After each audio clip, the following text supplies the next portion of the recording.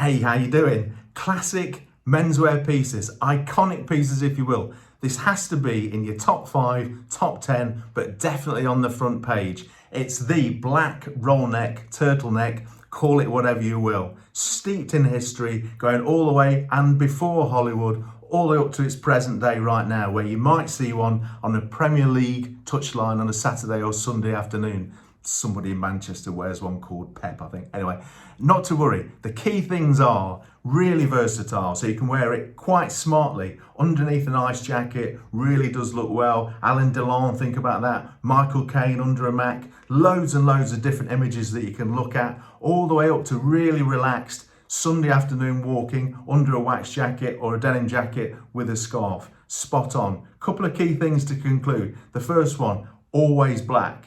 Maybe navy blue. Other colours, be wary. The second one is cost points. Yes, you can spend an awful lot of money and you'll get a really nice piece of kit. You can also spend somewhere between 25 to 40 English pounds and get a really excellent merino wool one that'll last you forever and a day and gives you so much more versatility than many other pieces. That's why it's iconic. It looks right and it works. I hope that's useful. I hope to speak to you soon.